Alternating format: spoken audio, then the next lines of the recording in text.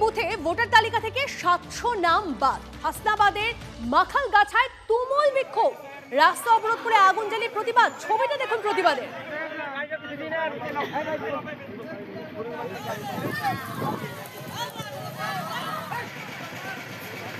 এই মুহূর্তে ছবি দেখছেন আপনারা টিভিএন বাংলা এক্সক্লুসিভলি। দুটি বুথে ভোটার তালিকা থেকে 700 নাম বাদে হাসনাবাদের মাখালগাছায় তুমুল বিক্ষোভ। নূর আমাদের প্রতিনিধি আমাদের সঙ্গে রয়েছে।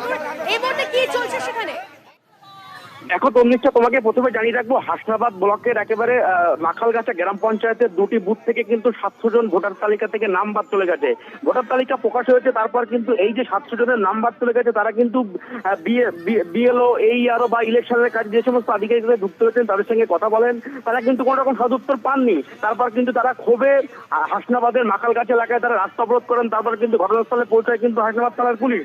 হাসনাবাদ থানার পুলিশ এসে পরিস্থিতি নিয়ন্ত্রণ করার চেষ্টা করে, কিন্তু পুলিশের সঙ্গে তর্ক শুরু হয়।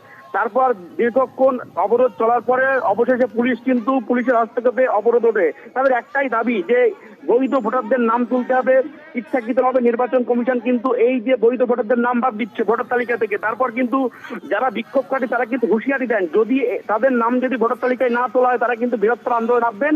ঘটনাস্থলে কিন্তু মোতায়েন রয়েছে হাসনাবাদ থানার পুলিশ। গোটা ঘটনায় কিন্তু একেবারে তারা কিন্তু সব মিলিয়ে সব দিক থেকে বিভিন্ন রকম, যাতে কোনো রকম আর কোনো অপ্রীতিকর ঘটনা না ঘটে, কিন্তু এসআইআর ইস্যুকে কেন্দ্র করে সেটা কিন্তু নজর রাখছে হাসনাবাদ থানা পুলিশ। তমনিষ্ঠা, বেশ নজর রাখুন, ধন্যবাদ।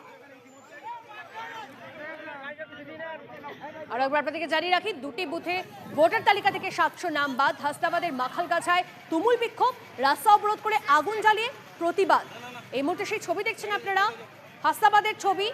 দুটি বুথে ভোটার তালিকা থেকে নাম বাদ যাওয়ায়, 700 নাম বাদ যাওয়ায় এই পরিস্থিতি।